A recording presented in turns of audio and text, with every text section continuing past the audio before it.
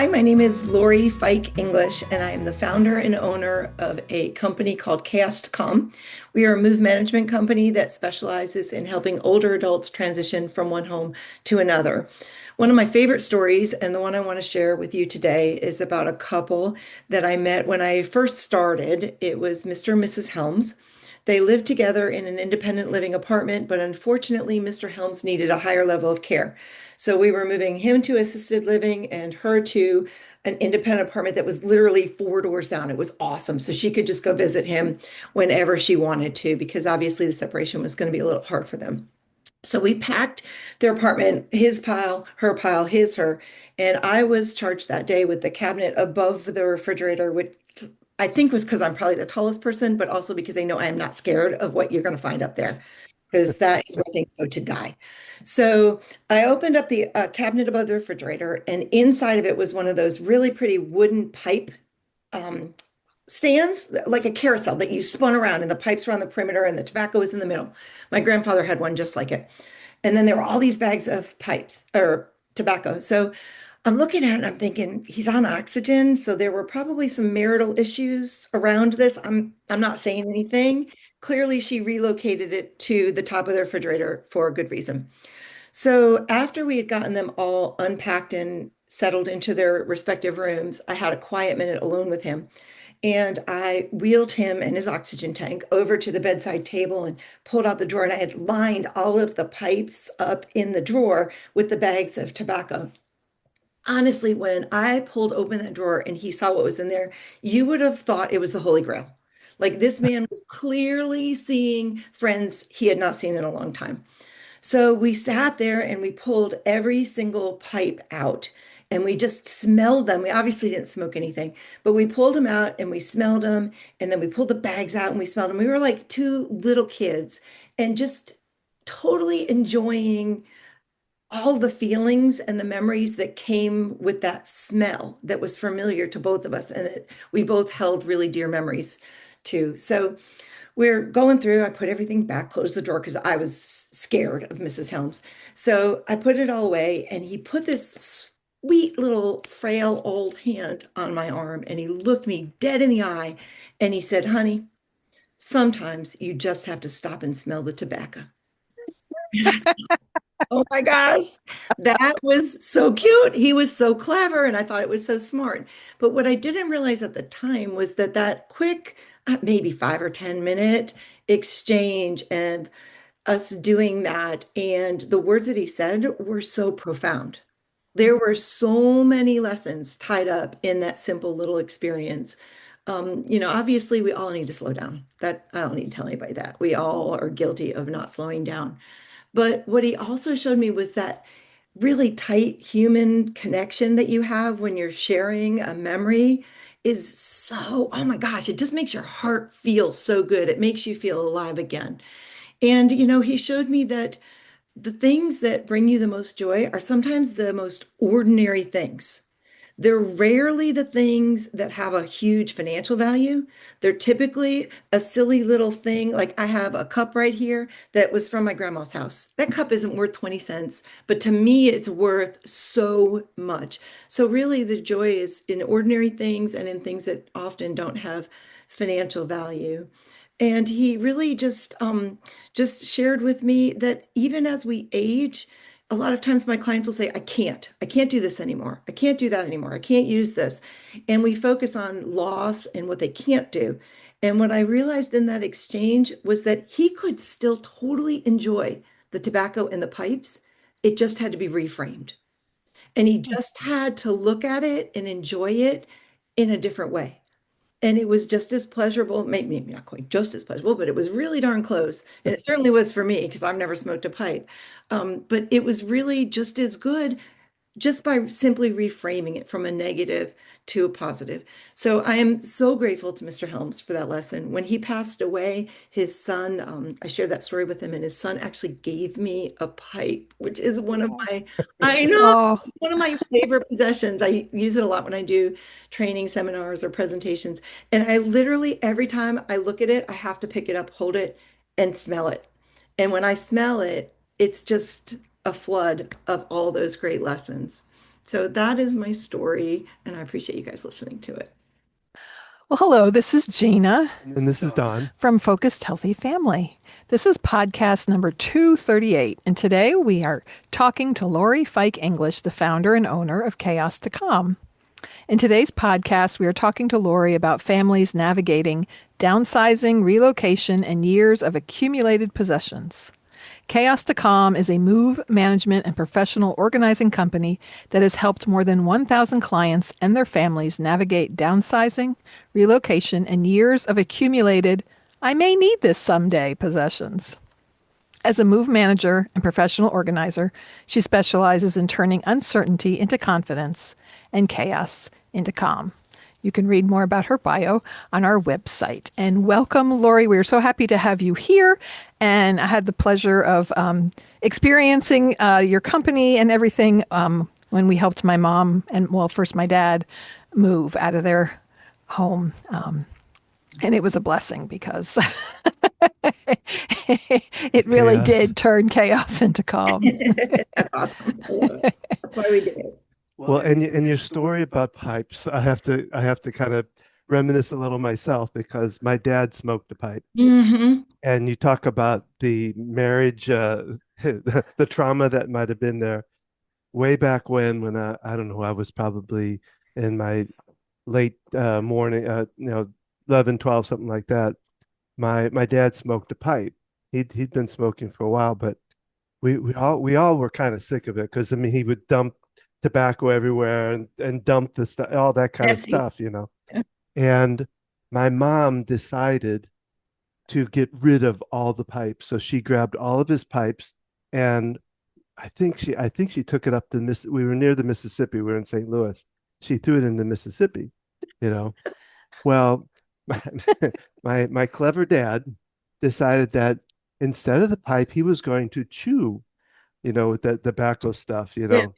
and that took about a month before mom bought the pipes back, or at least got more pipes for him and Yeah. set him back up in it. But I have that in my mind for one thing, and then just like you say, smelling it, Hmm. I still have a Sir Walter Raleigh can that it's out in my garage. It's got tools in it right now, but it's a small can.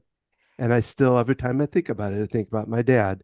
And it was a lot of pleasure for him to smoke that pipe and Yeah. enjoy it and all that kind of stuff. So yeah, that you tripped on one of my Good. memories too with that. So thank you for doing that. Awesome. That's great. That is. So welcome, and just we'll just jump right in with what inspired you to start Chaos to Calm. Oh, okay. It was my mom. My mom and I were super close. We talked every day on the phone. She was in Connecticut and I was here in Charlotte. And she was diagnosed with frontotemporal dementia. And this was 15 years ago. So Mm. we didn't talk about dementia. Like we had no idea what was going on. Hmm. Nobody diagnosed it properly right away. So by the time we figured out what she only had 8 months to live. Like it went Mm. super fast. And in that 8 month period, we moved her from home to independent to assisted to memory care. And she passed with a stint in a geriatric psych ward, which is a whole separate episode.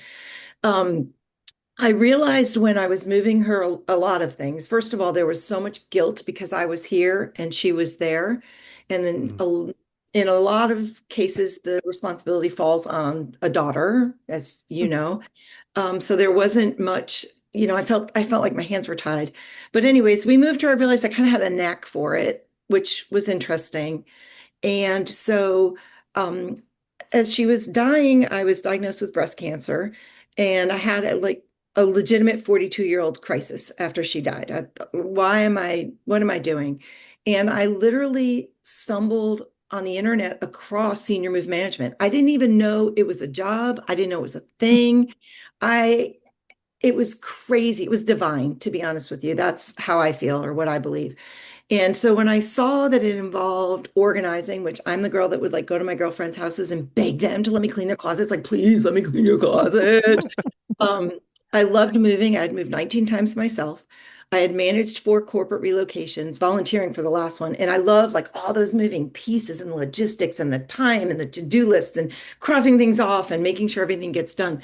So when I saw it and I was like, oh my gosh, like all these unrelated parts of my life just fit together like a puzzle. And I knew that's what I was supposed to do. It was the weirdest thing. So I just left my job and I had no idea what I was doing. Everybody thought that the chemo had racked my brain. I had lost my mind. I was a newly divorced mother of twins. And I was like, I'm going to go move old people. I'm going to move old people. And I have never been so tired and so um, exhausted and happy and poor and honored and fulfilled as I've been over the last 14 years, being able to do something that feels very natural and a lot of it just kind of comes to me naturally and actually help people with those skills. And I love it. I feel like it's the best thing I've ever I can't believe I get to do it and I get paid for it. I'm lucky. That's Really. always a wonderful thing to do what you It's a love. bonus. Total bonus. So what does the manager, what all do you do? I guess, maybe because I mean we saw it kind of in what we went through with her dad, Menzo. Um, Right, right. It's, you know what? We basically do the 500 million things nobody knows needs to be done until somebody else has to do them. So there's not much that we don't do or have someone that can do from the time that the decision is made to move until that person is totally settled and the old house is ready for its next chapter.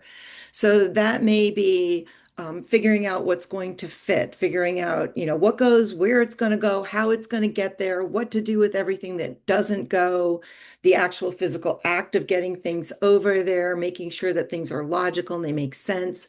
We do almost like a big reveal when we do our moves. So we try to keep the client away on move day and we'll bring everything over, set it up. We make the beds, there's clean sheets, the clocks are plugged in. And when they walk in, it feels and looks like home. So oh, it's so awesome. Oh, those are my best days. I love those. They are so much fun. They cry, we cry, everybody cries and hugs. It's fantastic. And then we'll go back and clear out what's left in the home and whether it's coordinating the sale or donation or trash sometimes of what's left, we'll take care of all of that so that the family can just move forward with the home. I would imagine the first step is just sitting down with the client and saying, "This is what do you want to do and where do you want to go?" And then kind of mapping Yes. that out, I would That's imagine. exactly what the first step is. So we always start with a free in-home visit. It's not a sales pitch. There's no charge Mhm. for it, but it's basically a time for them to get to know me and me to get to know them. And there's all these little clues. God, when you guys have done something for a long time, there's little clues that people will say or that you see that allow Mhm. you to figure out what would be the best path forward. And then we go ahead and try to answer questions they have, but also soft launch different plan ideas to see what sticks and what they respond to. And then we put it all in writing for the family so that they can, and the client, so that they can review it and make sure that they understand what we're going to do and that they're comfortable with all of it. So, And for what I observed, it's like kind of an a la carte approach as far as what aspects you want help with, from the yeah, whole deal to just certain parts of it. right. We literally have clients that we've moved that have left the country Oh and come wow. back to their new home. That's actually, again, that's super fun because I just get to go do my thing. I love that. But then we have clients that just use us to pack or to floor plan or to clear out the home after they've moved. So it just depends. Everything is absolutely customized to what the family and the client want and need and what best fits, their situation. Sure. And I know our first meeting, we met at like a coffee shop because my dad's dementia. He was paranoid, and we hear conversations and talking about it. And um, your employee was willing to meet me there, and we discussed things before. Then we went back to the house, to make that easier on my dad, because we learned one big lesson to move my dad first. He was going to memory care, and my mom was going actually to a different location. So Yeah, just taking that into consideration before even going and looking at the home. Because at the end of the day, it's what we owe, in my opinion, it's what we owe them. We owe them the best possible experience. This is hard enough for them. Hmm. And it's our responsibility to try to make it as easy as possible and to just gently walk with them through it as opposed to pushing or shoving or dragging them kicking into this new chapter. So yeah, you handle. When if you have somebody that doesn't want to move but they need to, what kind of things do you use to kind of help kind of change that, or do As far as if the children are trying to initiate this and Yeah. So, it's really common that we see this reversal of roles where hmm they were the parent and we were the child, and now all of a sudden we have to act like the parent and hmm they're not the child, but they need some guidance. The biggest thing I can say is, first of all, don't push or force and tell them what hmm to do. Nobody likes to be told what to do. And especially when it's your child there's they tend to grab onto the door frames literally and figuratively and take their heels in when you tell them you have got to move. So I think it's more about reshaping and reforming the conversations to, okay, what are our choices? It's not safe for you to be here anymore. Are there things we can do to make this safe? And here's hmm. what we need to do: grab bars, 24-hour care, whatever that laundry list may be. And sometimes when they see all of the things that are needed to make them safe, it's an easier conversation. Well, you don't have to do all that. You could go to this beautiful, gorgeous cruise ship and live over here and have a great time. I think with the older generation too, there's what nursing homes were to them in Hmm. their mind is hmm very different than the reality of what we have today. So a lot of times when you say to a 70-year-old, well, you need to go to the home, that has a horrible meaning to them. hmm When I really do look at these places, a lot of them are I'm ready. Like it's like a cruise ship. Great food, all the ice cream you want, wine sometimes. You don't make you don't clean your room, you never clean another toilet. It's not a bad gig. So I think by focusing on the positives and making them, at least giving them the illusion that they have choices, seems to really help shift that from them digging in their heels and just saying, "Mm-mm, no, I'm not going." Right. I want to double back to your story. I loved it so much. As an occupational therapist, you know, typical people would be like, you can't smoke anymore. We're getting rid of these. But Right. it's so powerful that you took that time with him and he could still enjoy, the pipes. And to me, it seems quite an analogy to the whole moving aspect. Okay, you can still have this with you. I know we looked at that a little bit with my dad. What pictures do you want to have up in your room? Picked out favorite ones or whatever. But yeah, just realizing it can look a little different. It doesn't have to look like a yes or a no. Right, right. Um, How can we make it work? mhm. Well, and you talked about that round thing with the different cups on it. And we found that up in the attic when we were moving. We had that. Yeah, She had a what do you call it? A tin, or not a tin, but what do they call it? Or humidor, it's something humidor, like, Yeah, yeah. yeah. They had that. So there was all that kind of stuff stuffed, Yeah. packed up in the. So anyway, Which is almost always the wife's doing. I can tell you from experience, it is yeah, almost she always may the have thrown wife the pipes away, that but has she hidden kept the that other stuff. stuff. Yeah, she So takes it to the grave where she put them. That's right. Sure. Sure. That's awesome. so what's some of the kind of going on the movie side? What's some of the fun or different things you saw in your Oh packing my or God. unpacking? I'm assuming you don't want the gross stuff. We've packed a life-size giraffe statue. That was fun. okay. Life-size glass statues, which, oh my gosh, that was not fun. Lots of taxidermy. A box of rocks, because apparently they wanted to bring the backyard. That was fun. The best thing that I've ever found, though, was $44,000. That was all. Wow. It was, you want to hear the story? It's pretty funny. Sure, sure. Yes.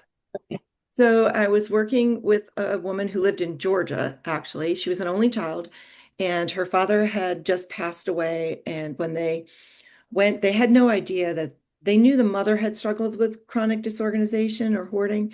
They didn't realize how bad it had gotten for the dad. And the house was just really emotional for her. The house was full. It was a ranch with a three-car garage and five outbuildings. So Oh. I went over there and I know it's horrible, but you put me in a house that's like that, and I am like a pig in poop. I was like, oh, let me go. So I snuck, didn't sneak. I went with permission. Obviously, we got the job, and I went over and I was walking through the night before we were going to start, kind of planning in my head how we were going to tackle it because you could barely walk through the rooms. Mm. So I somehow, personally, I believe it was the dead mother, Agnes. I believe in those things. My keys just disappeared. I don't know where they went. So, in the more time than I'll admit that I spent looking for my keys, I found $7,500 in cash, just like tucked in places that I kind of knew, you kind of learned where people hide things. So I found $7,600, maybe a little more. So the next morning, I called the daughter and I'm like, I found this cash. I have a safe at my house. I'm going to send you pictures. Do you mind if I put it in my safe so it's not sitting in the empty house? And she said, sure, go ahead and do that. By the way, we didn't mention it to you, but my mom always said there was $30,000 hidden in the shed. And we've all looked. It's not where she said it was, but she had dementia. So, I just want you to know that it's there. So I'll tell you, I made it my stinking mission to find money on that job. We found about $14,000 just in the house and coins and money tucked all over, whatever. So now we get into the shed and I'm like, whoa, this is it. I could feel it, right? I'm going to find this money. So I'm going through all of this stuff and I get to a box. It was at the bottom of a stack of boxes. It had like 3 inches on the top of magazines from the 70s. Mm. Remember those like they weren't people, I forget what it was, but it was like soap opera people on the magazines. Under that was foam. And underneath that, there were two cash boxes filled with cash. Wow. $100 bills in envelopes. It was crazy. I started screaming. Everybody thought something had happened. Then everybody sees like these wads, fistfuls of money I'm holding. Everybody's screaming. Everybody's yelling. Everybody's crying. It took us an hour and 20 minutes to count it all. It was over $44,000. I've got the greatest pictures of it all just spread out on the kitchen counter. So the best part of the story was that I called the client. I'm like, so we found the money. And she's like, no. I'm like, yes, no, yes, no, yes. So I FaceTimed her and showed her all of the money and obviously brought it home, put it in the safe. So the next day I was in that same shed and in a box there was, remember those push, what'd you call them? Like push pots we made it with clay when we were in elementary school, like the little statues and stuff you would make in art class, the little Oh, Okay. clay yeah. things, just little clay things. There was this god awful, ugly one of these little clay things. It was a head with a big honker nose. And I put it to the side and it had her name in the bottom where she was obviously a little kid. I put it aside and I swear the thing was talking to me. I'm like, I could not throw it away. And it was so ugly. So I took a picture of it and I texted it to her. Like I'm full of myself now because I've found like 50 something thousand dollars. I'm like, hope you weren't an aspiring artist. Ha ha ha ha. She calls me back sobbing, like bawling. I'm like, oh, my mouth has got me into trouble again. She calls me, she's sobbing, she's trying to get the words out. She was in Sunday school class when I sent her the picture, and she was telling them about how we had found the money. And she said, last night when I was in bed and I was saying my prayers, I was grateful for the money. We didn't really need it, but we were glad you found it. I'm like, girl, I'll take it if you don't need it. So she said, but I was thinking about what I really wanted. And when I was in elementary school, I made that little figure thing, doohickey. I don't even know what you'd call it. It was not a sculpture thing for my dad, and it was on the mantle. And he used to always say that his nose was not that big. But I know his nose was that big because my nose is that big. And that was the one and only thing that I wanted out of that house. But I thought my mom had thrown it away because she was so jealous of my relationship with my dad. Oh, He found it. Wow. Wow. And to her, again, kind of, I didn't intend to circle back, but circling back, yeah. that god awful little ugly face thing meant more to her or as much as all the money that we Wow. put in that house. It was pretty cool. I bubble wrapped that sucker. Oh my gosh. I had bubble wrapped it. I put it in a box. I taped it. I'm like, four sous, don't touch, don't touch, to make sure she got it safely. Yeah. But it was a lot of money that we found on that job. And I found Wow. smaller amounts, 13,000 under a kitchen sink or a bathroom sink, stuff like that. But that was the biggest, and that was the most fun and kind of the best ending because it wasn't about the money. Yeah, that's a great story. I love that. I mean, well, we did that. My mom did the same thing. She had a tin can, a big tin can that she filled with coins and money, and because we always heard the same thing. Oh, when she was in dementia, she would say, "Did you get the can from underneath the Yes. steps?" Kind of Yeah. thing, that kind of. Yeah. Yeah. Mm. Yeah. There are certain people who I call them tuckers. There are certain people that hide money. And then there's people like me, I just don't have it, I spend it. But you always have to watch because if you suspect you've got what I call a tucker, you're going to find money in the back of the wallet, in coat pockets, in gift cards, in all sorts of places. It's what they do. And the dementia just sort of exasperates that because a little bit of paranoia comes in Well, sometimes. I think it goes back to like my mom and dad they were born in right at the end of the Depression, Mm, and the whole family was worried about money, and so they were putting it away, trying to store it in places where people wouldn't find it and that kind of right. thing. That's So right. And they didn't yeah, always trust the banks. yeah, Right. yeah, because the Yeah. banks had crashed. Right. Right. So Right. That's awesome. so what's the difference between downsizing and right sizing? Oh, that's a good one. So I heard you say downsizing in the very beginning. Yeah. So literally nothing, not much. The words pretty much are synonymous. Emotionally, they're polar opposites. Hmm. So when you think about the word down, you get downsized at work, downgraded on a plane, Debbie down or down and out. The word down, whether we realize it or not, has a significant emotional impact. Hmm. So when we tell people, oh, we're going to come downsize you, that means loss. It means Hmm. less than. It means not as good as. So whether or not we intend it, we don't usually, 99%, you didn't say it intending for it to have a meaning, but there's a pull that's almost like a sucker punch when you say downsizing. So Mm, what we always try to say is right sizing, because what right sizing implies is that you're fixing it, you're making it right. There's Hmm. intention and there's thought. So rather than losing, we're taking the things that you love and the things you use and the things that serve you and keeping the right things in a place or position that works for you at this point and letting go of everything that doesn't. So it's just a reframing of the mindset to think about it as a positive because it really is. It really, Yeah. really is. It feels really good to do. So I'm kind of on a mission to stop people from saying that and to get them to focus on Sure. right sizing. We're just getting your stuff in alignment with your life and your goals. It 80 makes a still. lot of sense. Yeah. Um, yeah. And yeah, I know for my mom, it's like she had this 3,000 square foot house and we had moved several times growing up. So she had done the moving deal, but it was usually to the same size house or larger. And you don't realize how much you accumulate in a large yeah. home. And, but yeah, she didn't need all that stuff anymore. And she Um, probably lived in the kitchen, the bedroom, the TV room, and the bathroom. Like yeah. we all tend to live in those rooms, and then the rest of it just becomes storage. Hmm. Yeah. We've got a few storage places here. So And No, it's funny because I never saw my mom as someone who hoarded or kept too many things. And yet my kids helped her some and they're like, Grammy had spices from the 1980s. It's like, wow.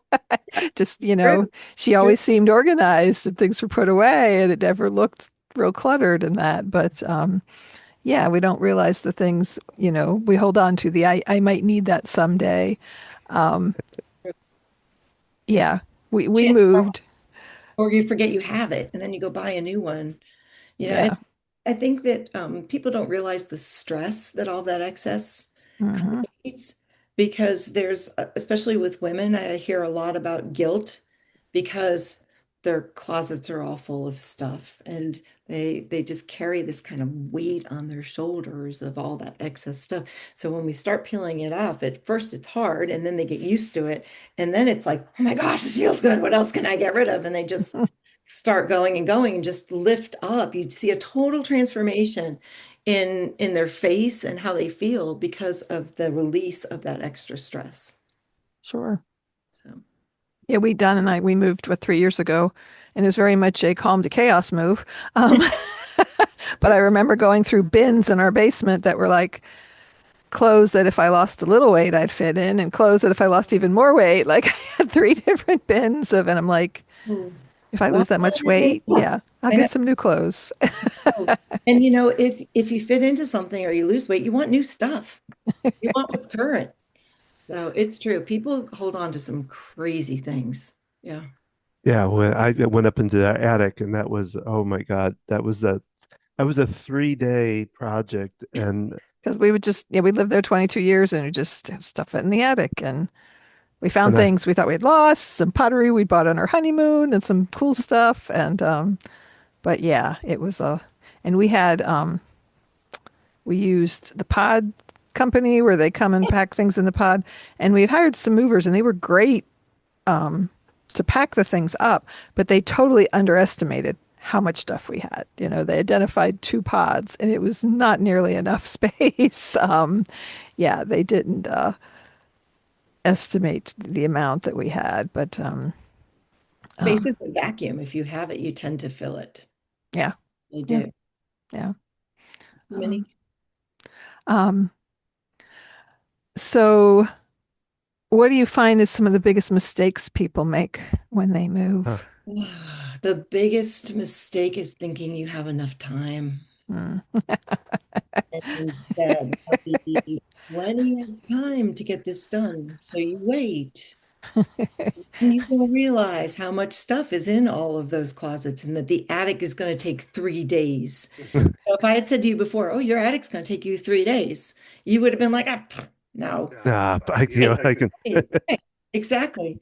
So I think the biggest mistake is that people wait too long and that they think they have more time and then they don't. And then they're cramming and they're rushing and they're exhausted and they're tired. The best thing that people can do now is just start, just start with one drawer, one bin, one cabinet, and just start getting rid of all that extra. So if the time comes and you have time, that's great. We all want more time. But if you don't, it's not nearly as pressured. But time just, I mean, it goes faster than a plate of hot cookies with a bunch of chubby women. It's I like that. it's Did that come from the guy that smoked the pipe, or is that your no, own thing? it's all me because I like cookies. And I can eat a whole tray in one sitting. So yes. Yeah. I totally relate to the time thing. I mean, we started the process in what, June, July, looking at selling our house. And this is before we discovered your company. And we literally were packing up the house at 1 a.m. the night before closing. Mhm. Yeah. And And like we still left stuff behind too. That was, luckily they were coming in and doing some remodel work. So they were really, Goodness, they care. they're like, we're bringing a dumpster. Don't worry about it. So it was not left in pristine condition at all. There were boxes and things scattered about. But yeah. And you start so organized. When you start, you're like, oh, I'm going to put all these together, and my boxes are pretty and neat and labeled. And at the end, it's like, oh my God, yes, just that was throw it in the bags, box boxes. or a laundry basket or a bag and get it over there. That's all Yeah, we yeah. Yeah. There is a huge benefit to using someone that does this every day because we know and we can accurately estimate and we can stay steady and get it all done quickly and keep Right. everything organized. But it's, sometimes it's a luxury. So that's awesome. That's great though that you guys survived. Well, our grown son was helping us and he started to threaten. He's like, if it's midnight, I've got to go home. Like he No was amount of pizza was going to fix he that. he was, a little bit like you. He actually used to go to a friend's house and clean up their closet. So he was real on top of things and I was kind of overwhelmed. Like it was just yeah, it was just hard to figure it all out. But he brought packing supplies and kind of helped us move forward. But Yeah, it was an Really, ordeal. you kind of touched on a really good point that, whether or not some people just get overwhelmed, and it's almost Hmm. like possession paralysis where they just freeze and then they can't function and they just kind of, I'll watch them like wander from here and go here, and they're moving things, but you're like, it's not getting anywhere. So Hmm. whether or not you hire someone, if you have someone, a family friend or a son or someone that can come, that's really one of those, let's go, okay, you do this, you do that, that can be so beneficial because the overwhelm is real. That's not, Hmm. and it's not anyone's fault. It just like our brains get, it's too much and they just stop. And sometimes you need somebody to gently drag you over and say, you do this and don't worry Yeah. about Yeah. it. Yeah, because it was fun in the beginning because we'd lived there 22 years. We'd raised our kids. We did the yard sale. We, pulled out stuff. I was like, I would text my kids like games. What do you want to keep? What can we get rid of? And yeah, but by the end, it was literally just tossing things in boxes. And Literally. I mean, I almost wanted to, we bought a U-Haul at the end well, because we rented it. we Yes. rented it, yeah. And I I was throwing stuff in. I like had to almost close it because they were going to fall out of it. So yeah. Everybody stand back. We're gonna open the wall. And then you're Uh, pulling out of the U-Haul thinking, do I really need this? Why did I even bring it? yeah, yeah. Uh, so true. Yeah. It Yeah. We is. had a storage building we filled up. In fact, um, my daughter and I, so we moved about, 40, 50 minutes away, and we had come up to Salisbury for something, and we were going to put, I guess, a bunch of stuff in the storage building and had forgotten the key to the storage building. So we went to the hardware store and we're like, yeah, Filters. you got something that we could cut the lock with? I remember we talked to the sales associate. He's like, yeah, this is when it's helpful to know a guy. It is. That's true. That's funny. I always recommend for my clients combo locks because of that, or like a Oh, lockbox, yeah. Yeah, Wow. because the combination. everybody forgets the keys at some point or another, or somebody else goes and doesn't have a key. So just store that in the back of your mind next time you have a storage building. Get one of those little Yeah, combo yeah, it's a lot boxes. better than. So do you work? I just thought about. Do you work with a lot of realtors and things like that? Do they, are they your referral? Are they the referrals for you, or do you? For me, they are a lot of my referrals. The traditional move management model is to partner with a lot of communities, which we do. Hmm. We get a lot of move requests from communities. I I went more into the direction of real estate just because it made sense from a business model to do that, and that has really been a great way. They understand the importance of getting people to move quickly. And a Hmm. lot of times, especially with older people, they say they want to move or they want to list the house, but it's going to take them months, and we can go in and do in a matter of days what it would sometimes take a family months to do. So, yeah, realtors are definitely a great referral partner for us. Yep. And do you cover more than just like North Carolina or South Carolina? Or where do you cover a lot of? Where do you cover? I guess is like. So, primarily our area, the team is in the Charlotte market. So that's pretty much our primary area. But we go up, up to Salisbury and out to Lake Norman, Denver, and I live on Lake Tillery, so I'm out in another time zone past Albemarle. And down into South Carolina. But we've had multiple clients that will request we go to other places. So, gosh, I've been to Seattle twice this summer. I've been to New York twice Wow. this summer. Where else have I gone? I've gone some cool places, always at the wrong time of year, but Pennsylvania. So we'll go if a client wants us to go someplace, we will absolutely go to help them on both sides if of a move, just to make it easier for them. Do you go international? You know what? I've never done international, Huh. but I love the challenges that would probably pose. So that would be fun, a fun experiment. So no, I personally traveled international, but I've never done it for work. That'd be That'd fun. be a whole You got nother an level of. Yeah. Yeah. A whole nother level of. One thing I share, as a child, we moved 4 or 5 times growing up. And I did not appreciate it until I moved as an adult with children. Just, I never saw that level of stress and the challenge that was involved. It was more me packing up my things in my room and just the difference in the experience. And after our move, I was like, the thing that I came out of it with, don't live anywhere for more than 20 years. Yeah. It's That's just a good lesson. Because it not a good forces you idea. to look at everything. Yeah. Yeah. It also Um, gives you an appreciation for what your mom went through because she probably did most of the work. Yeah. well, yeah. And Very. yeah, I mean, they usually had movers because it was often with the job they moved, but yeah, just having that whole endeavor to deal with. And like for my mom, my dad was still living and we moved him into the memory care, but it was the first time she was moving without him being kind of a partner. And it was really the first time she lived on her own since she was in college. And, so there was a fun aspect to it. And I get my own apartment. I get to pick everything out. And yeah, I just so grateful for your company because I just can't imagine how it would have gone without Oh that gosh. support and help. Because I want to say that your associate had some,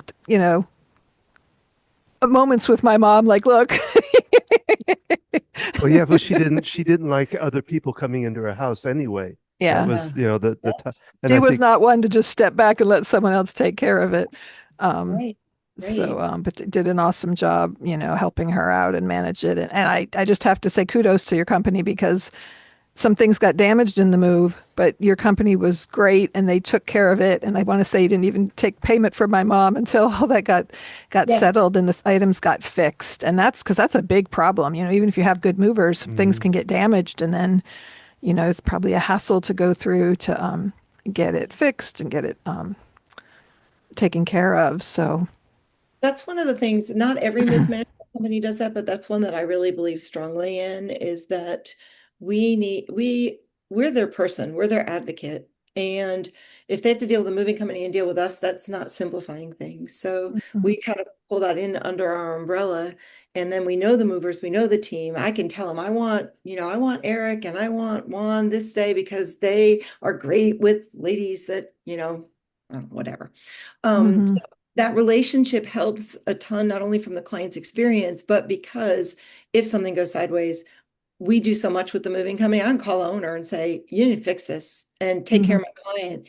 And there is a level of accountability there.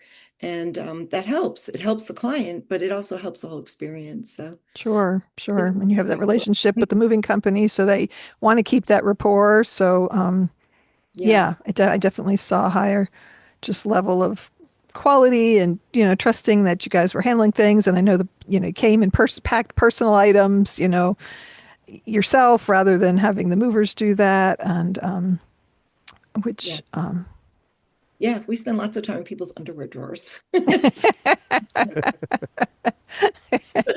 We do. I say that all the time. I say, we're going to get to know each other real well.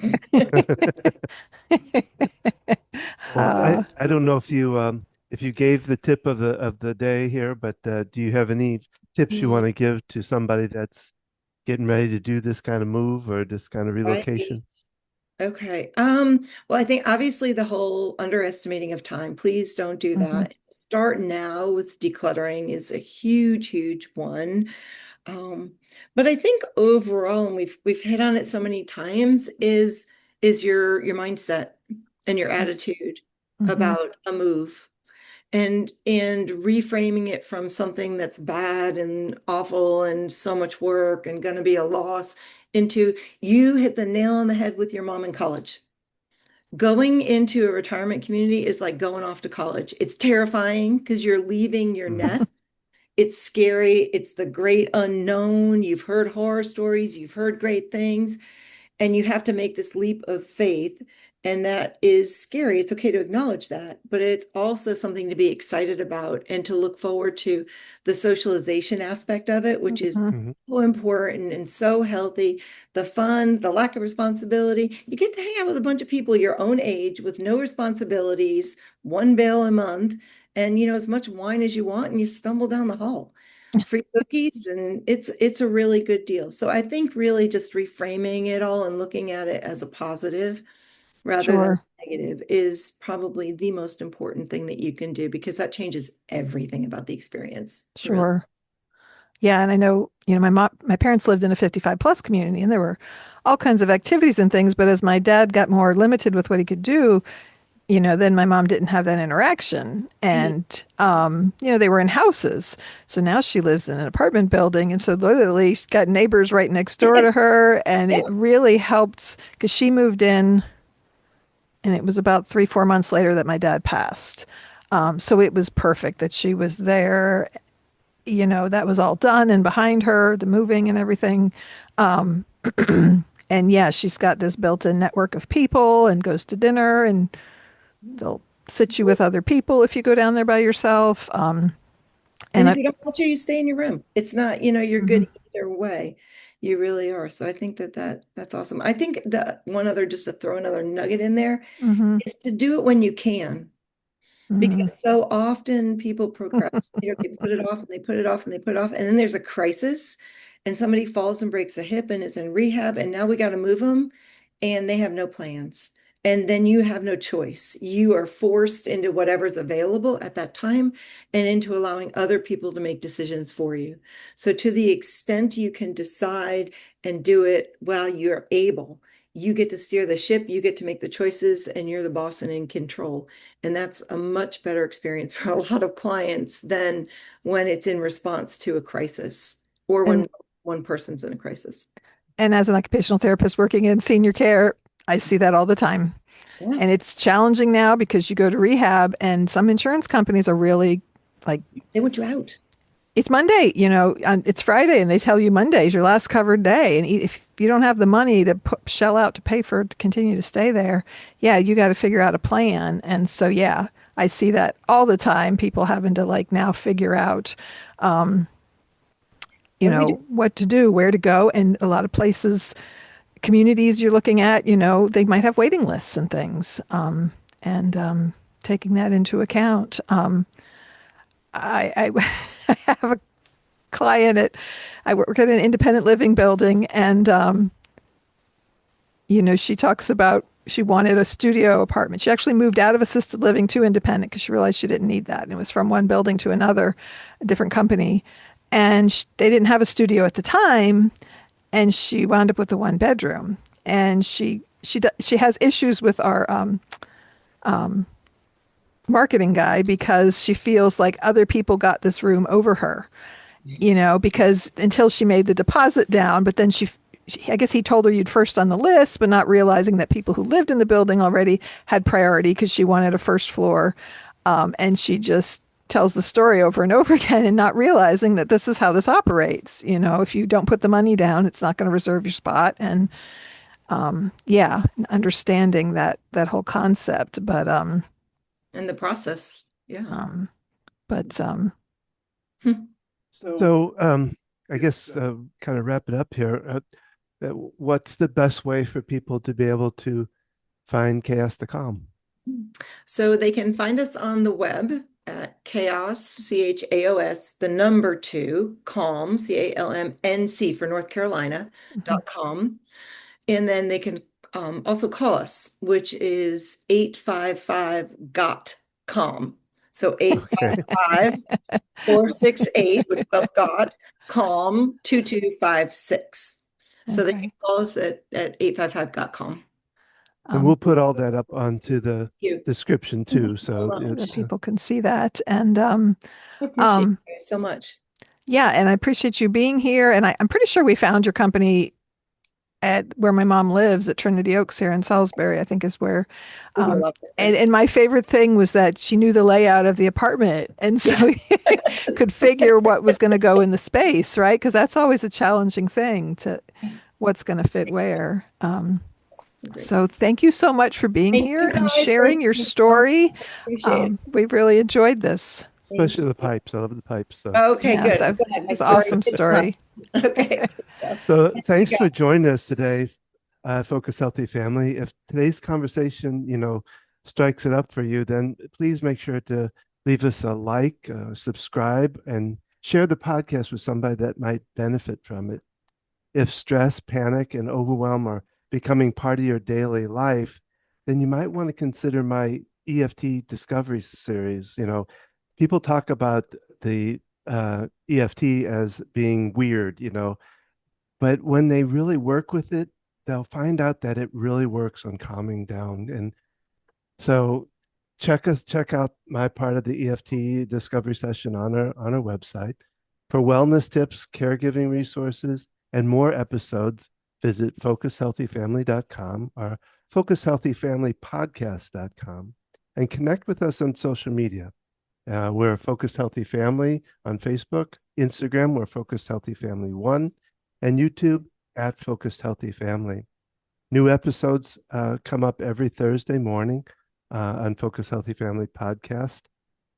Make sure if you want me to come in and talk to your organization, your caregiving groups, healthcare teams, and community groups about practical ways to reduce stress and build resilience in your caregiving environment, then check out the website and contact us about having me come and talk at your location. And remember, how you speak to your children and your loved ones today shapes their future and yours.